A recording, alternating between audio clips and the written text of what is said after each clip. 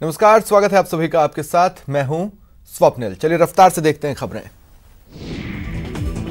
चीन की राजधानी बीजिंग के कुछ हिस्सों में आज से फिर लॉकडाउन कर दिया गया। यहां हाल के दिनों में संक्रमण के कई मामले सामने आए थे। पंजाब सरकार ने वीकेंड या छुट्टी वाले दिन ही संपूर्ण लॉकडाउन का ऐलान किया। इस दौरान सिर्फ एसेंशियल सर्विस वालों को ही बाहर निकलने की अनुमति होगी।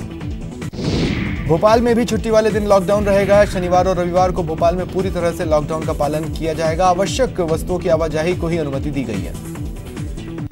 पीएम मोदी 16 और 17 जून को राज्यों के मुख्यमंत्रियों से बातचीत करेंगे। कोरोना के हालात पर चर्चा करेंगे। 16 को प्रधानमंत्री ऐसे राज्यों केंद्र शासित प्रदेशों के मुख्यमंत्रियों के साथ वीसी करेंगे जहां कोरोना की रफ्तार धीमी है या रिकवरी रेट काफी अच्छी है। देश में कोरोना के एक ही दिन में 11,000 नए मामले आए। 386 लोगों की मौत हो गई। संक्रमित केसेस 3 लाख को पार कर गए। अब तक 8,884 लोगों की मौत हुई। पिछले 10 दिन में कोरोना के 1 लाख नए मामले सामने आए हैं। दिल्ली में कोरोना का सारा रिकॉर्ड टूटा। 24 घंटे में 2,137 नए केसेस आए। कुल मरीज 36,824 हो गए। वहीं मरने वालों की संख्या 1,214 हो गई। 24 घंटे में 71 नए लोगों की मौत हुई। सुप्रीम कोर्ट ने कोरोना के मरीजों के इलाज में लापरवाही और लाशों के साथ हो रहे सलूक पर सख्त तेवर दिखाए और दिल्ली सरकार को फटकार लगाई। कहा, अगर लाशें कचरे के ढेर में मिल रही हैं तो इंसानों के साथ जानवरों से भी बदतर सलूक किया जा रहा है।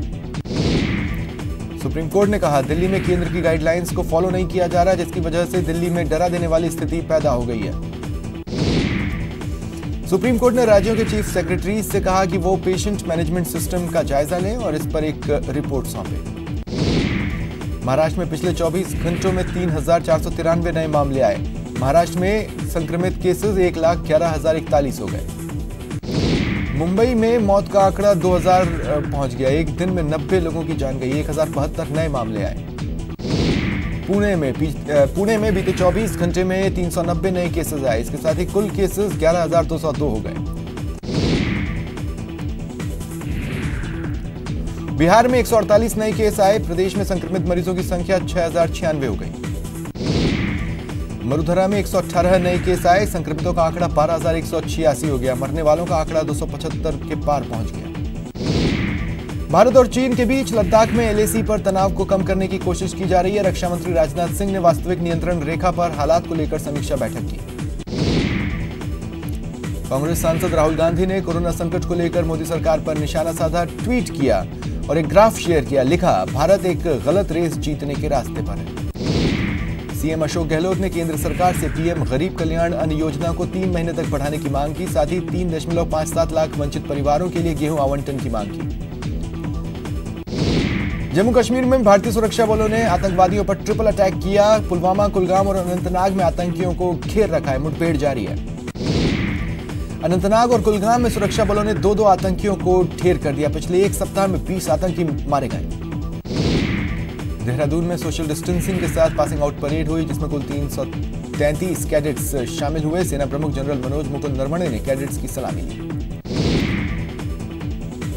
राज्यसभा के रण में कांग्रेस की रणनीति जारी है। होटल जेडब्ल्यू मैरिट में आज दूसरे दिन भी कांग्रेस महामंथन कर रही है। कल जयपुर में कांग्रेस ने साझा पीसी की। सीएम गहलोत ने बीजेपी पर हमला बोला। कहा, राज्यसभा चुनाव 2 महीने पहले हो सकते थे, लेकिन बीजेपी ने हॉर्स ट्रेडिंग की वजह से ऐसा नहीं होने दिया।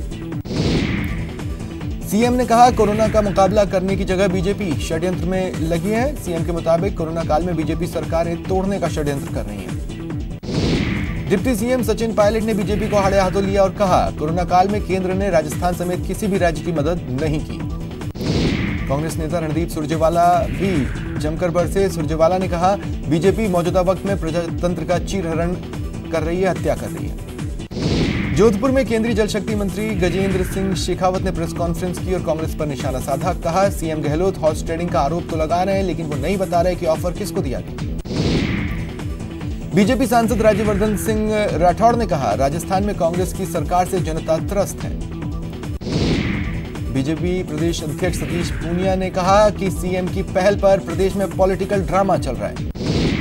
नेता प्रतिपक्ष गुलाबचंद कटारिया ने कहा, केवल बीजेपी को बदनाम करने के लिए सोची समझी साजिश की गई।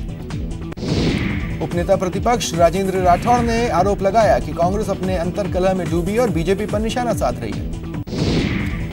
मुख्यमंत्री अशोक गहलोत ने प्रदेश की जनता को 2 पेयजल योजनाओं की सौगात दी। करोड़ों की लागत से बनने वाली बीसलपुर पृथ्वीराज नगर पेयजल परियोजना का शिलान्यास किया। 18 जून से माध्यमिक शिक्षा बोर्ड की बची परीक्षाएं शुरू हो रही हैं। इसे देखते हुए सरकार ने शिक्षकों को कोविड-19 ड्यूटी से मुक्त कर दिया है। भरतपुर जिले में कुल कोरोना केस बढ़कर 894 हो गए। भरतपुर पुलिस सोशल डिस्टेंसिंग का पालन नहीं करने वालों के खिलाफ अभियान चला रही है। गाइडलाइंस का पालन नहीं करने वालों पर जुर्माना लगाया। जोधपुर में चिकित्सा विभाग ने सैंपलिंग में तेजी लाई है। शुक्रवार को नयापुरा में कोरोना वायरस को लेकर सैंपलिंग का शिविर आयोजित हुआ। सिरोही जिले में एक दिन में 34 कोरोना के नए मामले सामने आए। कोटा में शुक्रवार को 1184 मरीजों के सैंपल लिए गए, जहां से 4 मरीजों की जांच रिपोर्ट पॉजिटिव आई। सीकर जिले में अब तक 249 केस आए हैं, 5 मरीजों की मौत हो चुकी है। कोटा के आलनिया में सोशल डिस्टेंसिंग की जमकर धज्जियां उड़ी। वन विभाग की कार्रवाई के विरोध में सड़क पर लोगों की भीड़ उमड़ पड़ी। जलदाय विभाग के कनक वृंदावन हेडवर्क्स पर आयोजित किए गए समारोह में खुलकर सोशल डिस्टेंसिंग के निर्देशों की धज्जियां उड़ी। करौली शहर के परकोटे के अंदर पहला कोरोना संक्रमित मिलने के बाद अधिकतर बाजार बंद रहे।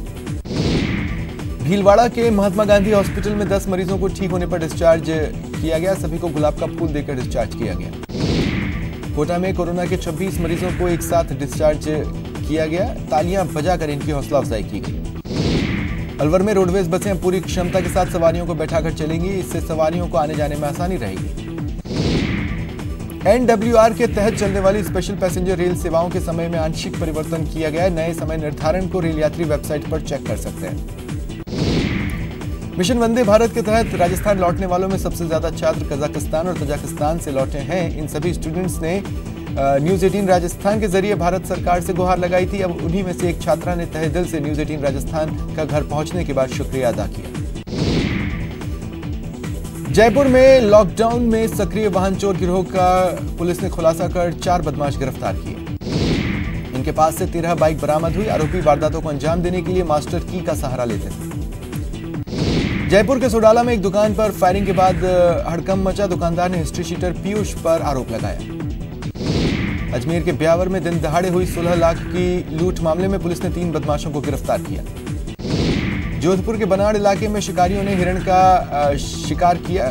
फायरिंग की आवाज सुन लोग मौके पर दौड़े तो शिकारी गाड़ी और शिकार छोड़ भाग निकले। करौली में 2 महिलाओं से छेड़छाड़ के आरोप में दिगंबर जैन मुनि पर कार्रवाई की मांग को लेकर जैन श्वेतांबर पल्लीवाल संघ ने कलेक्टर को ज्ञापन सौंपा।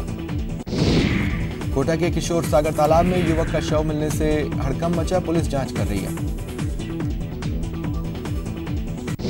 अलवर के दाऊदपुर में आर्थिक तंगी से परेशान दंपति ने फांसी लगाकर सुसाइड कर लिया। अलवर के केरवाड़ी गांव में एक युवक की हत्या कर शव कुएं में फेंक दिया गया। शव का पोस्टमार्टम करवाकर परिजनों को सौंपा गया। अजमेर के किशनगढ़ में अतिक्रमणकारियों के हौसले बुलंद हैं। अतिक्रमण तोड़ने गई नगर परिषद टीम पर अतिक्रमणकारियों ने हमला बोल दिया। झुंझुनू में घर की महिलाओं को बंधक बनाकर बड़ी लूट की वारदात सामने आई। करीब 50 लाख रुपए के जेवरात लूट लिए गए। कोटा में केंद्रीय नारकोटिक्स विभाग की टीम ने बड़ी कार्रवाई कर 7 लाख रुपए की अफीम जब्त कर 2 तस्करों को गिरफ्तार किया। झालावाड़ में एक कुएं से युवक की पत्थरों और तार से बंधी लाश बरामद हुई। पुलिस जांच कर रही है। कोटा में गिरफ्तारी से बचने के लिए लापता हुए युवक को पुलिस ने धोखाधड़ी के आरोप में गिरफ्तार किया। कोटा में पेट्रोल पंप पर फायरिंग कर लूट के आरोपियों को कोर्ट में पेश किया। कोर्ट ने सभी को 15 जून तक रिमांड पर भेजा। अलवर शहर के शिवाजी पार्क थाना पुलिस ने बिना अनुमति के गार्डों को बंधक बनाकर रात में भीमराव अंबेडकर की प्रतिमा लगाने के आरोपी छात्र संघ अध्यक्ष सुदीप डीगवाल को गिरफ्तार किया। अलवर के Delhi Jaipur national highway number 8 पर देर रात हथियारबंद नाकाबंदी शुरू कर दी गई। बीकानेर के खाजूवाला में नकली नोट मिलने से सनसनी फैली। सीमावर्ती क्षेत्र में नकली नोटों की गैंग सक्रिय होने की सूचना के बाद पुलिस जांच में जुट गई। उदयपुर में अपनी बेटी की हत्या के आरोप में न्यायिक अभिरक्षा में चल रहे युवक ने फंदा लगाकर आत्महत्या कर ली। चूरू के NH 52 पर कार और ट्रॉले की टक्कर हो गई। कार सवार महिला समेत 3 लोग घायल हुए।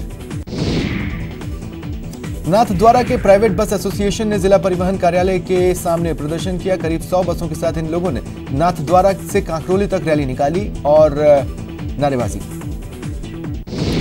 झालावाड़ में आपसी झगड़े में घायल युवक की इलाज के दौरान मौत हो गई थी। इस पर झालावाड़ बाना लोकसभा क्षेत्र से कांग्रेस नेता रहे प्रमोद शर्मा के नेतृत्व में ब्राह्मण समाज ने जिला पुलिस अधीक्षक को ज्ञापन सौंपा। जयपुर में राजस्थान बेरोजगार एकीकृत महासंघ ने घर घर जाकर किराया माफी का अभियान चलाया। टोंक में ट्रैक्टर की चपेट में आने से एक बाइक सवार की मौत हो गई। मृतक के परिजन 50 लाख रुपए और सरकारी नौकरी की मांग कर रहे हैं।